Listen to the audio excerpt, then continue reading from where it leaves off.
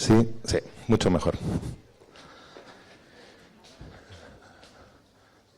Se apaga, sí, sobre todo el sonido, que hay unos vídeos luego. Bueno.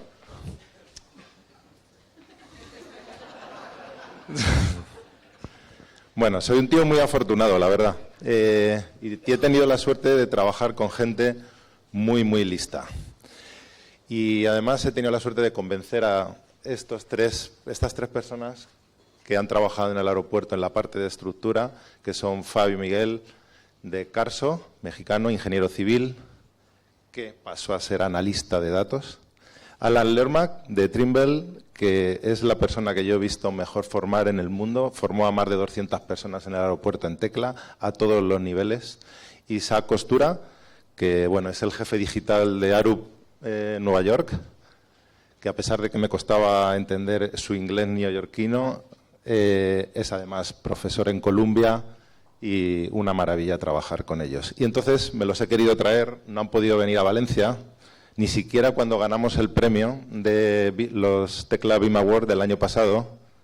Ganamos por primera vez, México ganó a los norteamericanos, a los canadienses y a los estadounidenses, y nos quedamos segundos a nivel mundial, pero bueno, con los foniles, que es la parte que más se ha cerrado de la estructura metálica del aeropuerto. Además, como no tengo que contarlo, puedo contar algunas más cosas. Referencias. Bueno, perdón, no he hablado del título. Construcción sin planos. Tengo que decirlo antes porque he tenido ya algún problema que Lucrecia conoce. En un congreso virtual en Bolivia tuve problemas a nivel muy, muy alto por el título. Por tanto, para el que no quiera leerse en la comunicación o no siga, había 50.000 planos de foniles. El título no quiere decir que no se hiciesen. Se hicieron y muchos. Otra cosa es que no valiesen para mucho. Hay todos los estudios, las referencias que están en la comunicación, muchas bastante interesantes. Hay errores u omisiones sobre costes increíbles en todas las obras, especialmente en las singulares, y sobre todo vienen de información incorrecta, desactualizada, desconocimiento de datos. Si además es singular y con esta complejidad geométrica, más aún, todos lo sabéis. Esos son los que tenemos que recuperar para contratar a gente buena como la de la comunicación.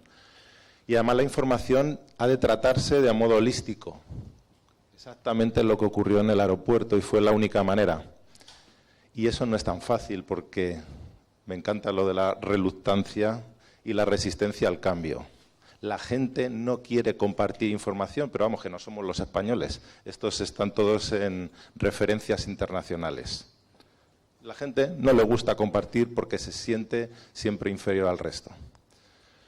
El futuro próximo, y sobre todo me interesaba la parte de as-built, qué pasa con lo que dejamos modelado, tiene que basarse en el reconocimiento inteligente de objetos. Avellán, dentro de nada, se tiene que pasar a esta parte porque aquí todavía, internacionalmente, también estamos muy por debajo de lo que sería necesario. Bueno, base de datos. Lo va a contar, si está el vídeo un poco alto, mejor Zach. Y esto, como ya lo he contado antes, puedo ir por encima.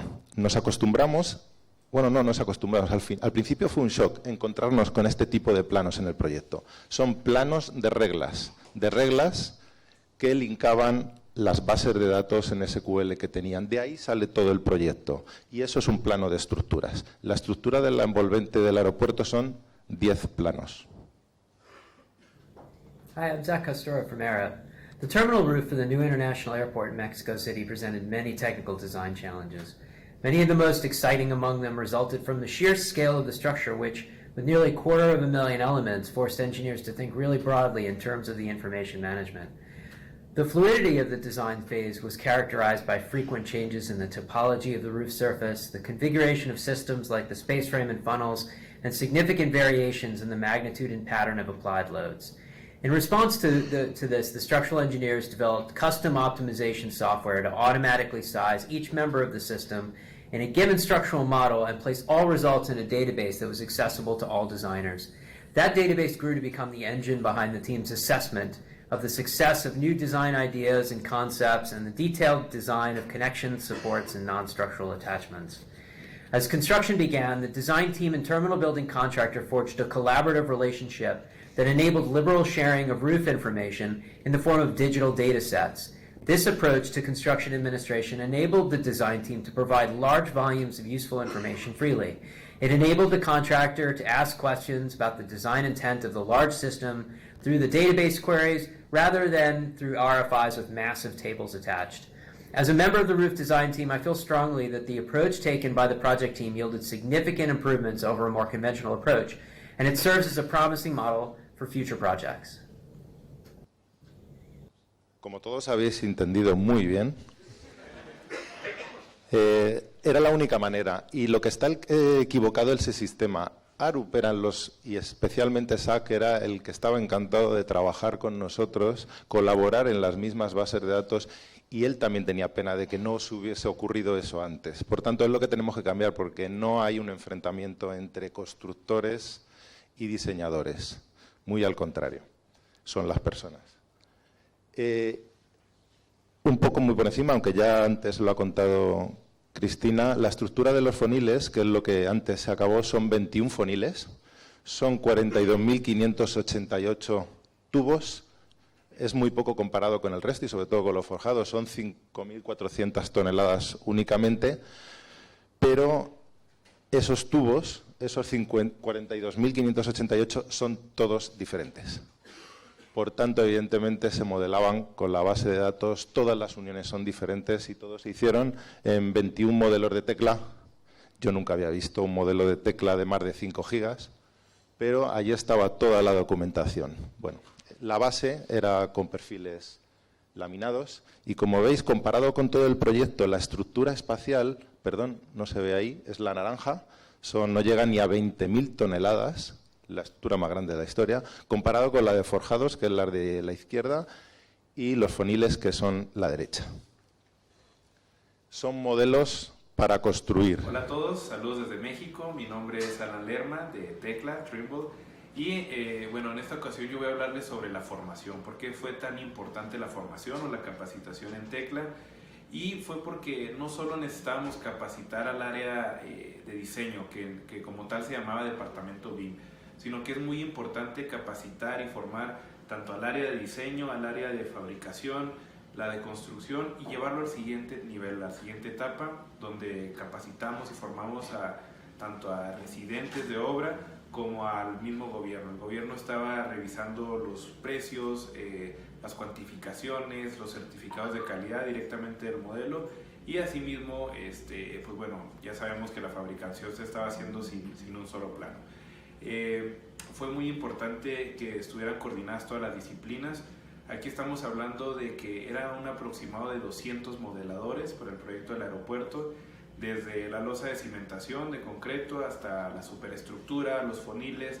Realmente era una cantidad impresionante de modelos, no solo de modelos de Tecla, sino modelos de otras soluciones.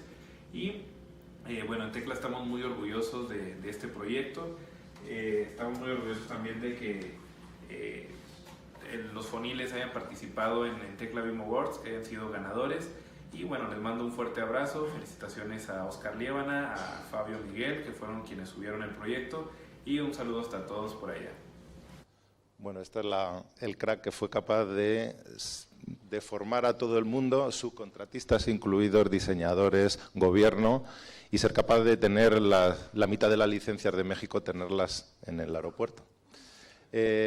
Bueno, evidentemente, una de las cosas más importantes fue el montaje, todas las estructuras auxiliares que lógicamente no están en el diseño y que se representan, esto también ha hablado Cristina antes, con todas las disciplinas, pero no os podéis ni imaginar la cantidad de estructuras temporales que hay que pensar y fabricar también. Este juego, que parece un juego de puzzle de niños, en realidad hay un fonil, pero hay que traerlo en Veracruz, donde estaban fabricando, y teníamos que hacer ensambles que fuesen transportables. Esto es una de las cosas más importantes de todo el proyecto, aunque no estén todavía las soldaduras ni las orejetas para colgarlo, para llegar a esto.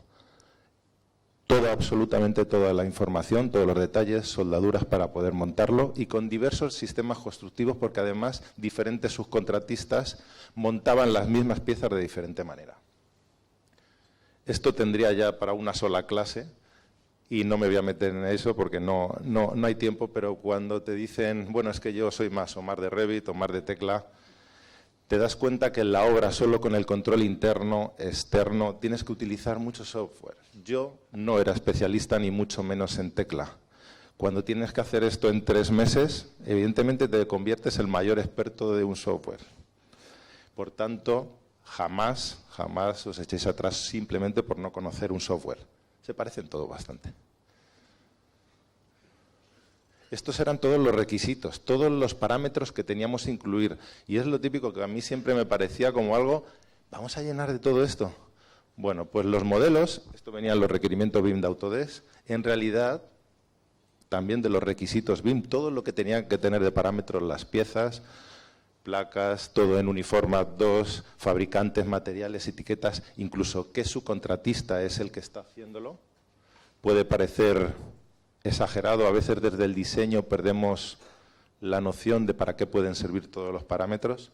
Bueno, pues que sepáis que hubo unas 5 o 6 veces en cantidad, llevábamos hasta 150 o 200 parámetros en los elementos que nos indicaban absolutamente todo de la obra, muchísimo más que los que no querrían. En realidad, cuando exportábamos IFC con parámetros para la supervisión, no iba ni siquiera el 15% de lo que necesitábamos. La nomenclatura, por supuesto, tampoco hay mucho tiempo, pero evidentemente todo viene fabricado con la nomenclatura que tienen que conocer desde dónde está el tubo, cuando se corta, se transporta, se acopia, como habéis visto en las imágenes. Y en esos modelos es donde va representado todo sobre cada una de las 50.000 piezas diferentes. Parte importantísima es establecer unas reglas del juego.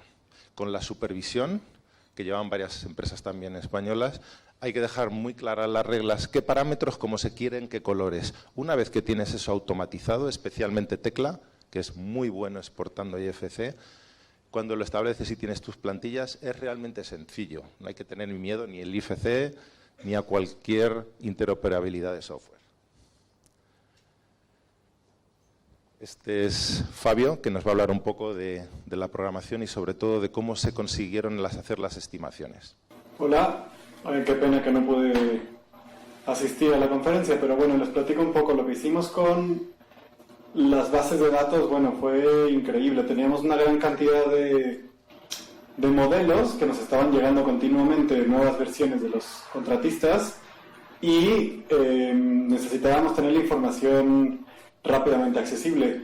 Hacer tablas de planificación o en Tecla abrir y sacar reportes con archivos de 4 o 5 gigabytes es bastante lento. Teníamos arriba de 40 o 60 modelos y bueno, a nuestro BIM Manager se le ocurrió una muy buena idea, a José Ignacio Montes, en la que se escribió una macro que lee los modelos cada vez que nos llegan y lo guarda directamente en una base de datos SQL. De esta manera es muy sencillo sacar cuantificaciones y bueno, toda la información que leas del modelo justo cuando la necesitas. Lo que vamos haciendo es almacenar la información históricamente y entonces bueno, guardas la fecha y hora de lectura y con eso sabes cuál es la última versión de cada modelo. Pero bueno, esto nos permitió, además de tener la información disponible en cualquier momento y con la velocidad de una base de datos, tener los históricos y saber si alguna pieza ha cambiado de peso, si ha desaparecido, si tenemos piezas nuevas. Para el proceso de estimaciones fue rápido, no rapidísimo, pero fue la única manera de lograrlo. Tenemos una macro que captura las imágenes de cada una de las piezas, ensambles en contexto de dónde se encuentran en relación al edificio, pero toda la información numérica ya está almacenada en la base de datos y bueno, resulta mucho más sencillo así. Espero haya quedado claro. Muchas gracias. A muchos os suena lo de abrir y cerrar modelos. Pues imaginaros con esta cantidad. El análisis estructural, al final lo que es realmente lo mío. El análisis estructural de una obra así es bastante importante y sobre todo los análisis y cómo está el estado tensional de las piezas durante el montaje. Esto los ingenieros civiles que habían no sabían cómo modelar este tipo de piezas que son alabeadas en 2 planos y son muy complicadas. Y las teníamos y teníamos esos modelos. Por tanto, fue bastante sencillo y al final todo el mundo utilizaba las exportaciones de IFC para hacer el modelo de análisis. Y bueno, además hay que hacer planos 2D, pues sí, 50.000, como estos, con tablas, visiones en 3D, nudos tipo. Un plano para cada una de las barras obligaba a la legislación mexicana para poder cobrarlo. Todos estos tipos de... pues era bastante gente haciendo cosas bastante inútiles, además de firmarlas y hacer miles de copias. En el taller tenían su modelo. ¿Cómo funciona esto? ¿Por qué no había planos? Directamente del modelo de Tecla se mete en esta máquina de corte por plasma, con grandes tubos, llegan hasta 60 de diámetro, se cortan, se marcan la codificación que teníamos lista y en taller se hacía, con muchos problemas también, de replanteo todas esas piezas como encajaban. De allí se transportaban al aeropuerto. Evidentemente no necesitábamos allí planos. Se utiliza en obra también, pues aquí tampoco se utilizaban, ni siquiera para las estructuras auxiliares, que como esta eran incluso más potentes casi que los foniles, aunque las íbamos quitando y colocando en otros. Y la gente se acostumbraba a utilizar dispositivos móviles, tablets, y a veces también se imprimían cosas, pero vistas que necesitábamos, no planos porque sí, no como concepto de plano de proyección en 3D. Y el last build, sin duda lo más complejo de todos y todavía lo que nos queda un mayor desarrollo a nivel internacional, no solo en España ni en México. Y es qué hacemos con las nubes de puntos. La nube de puntos, en principio, lo que nos ayudó es para el control de obra, la colocación geométrica. En el fonil, en 40 metros de altura, teníamos una tolerancia de 12 milímetros, 12 milímetros local y teníamos 45 milímetros a 40 metros de altura. Ese control geométrico para que a Cristina le funcionase la envolvente luego, que era la que nos fijaba en esas tolerancias, era muy complejo y solo se podía hacer con el escaneado 3D, que lo hacíamos con el escáner de Trimble, utilizaban el equipo de topografía RealWorks y nos preparaban las nubes de punto para los modelos, para hacer seguimiento diario, porque los siguientes ensambles se comprobaban el análisis estructural, el ensamble, y se corregían los movimientos radiales de cada uno de los nodos. Pero, evidentemente, no estábamos generando automáticamente un modelo as built. Teníamos que ir modificando también el modelo. Bueno, como conclusiones, no han sido necesarios los planos, aunque hemos hecho muchísimos, sino las bases de datos, como ya he repetido antes y ahora.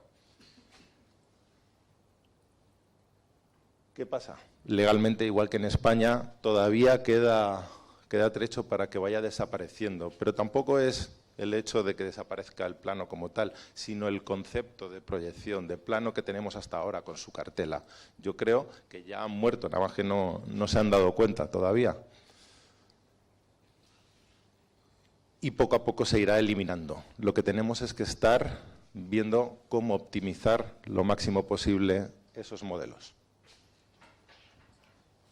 Todos estos procesos, evidentemente, hay que automatizarlos. Los estamos automatizando y, sobre todo, en la incorporación del análisis estructural en los mismos modelos.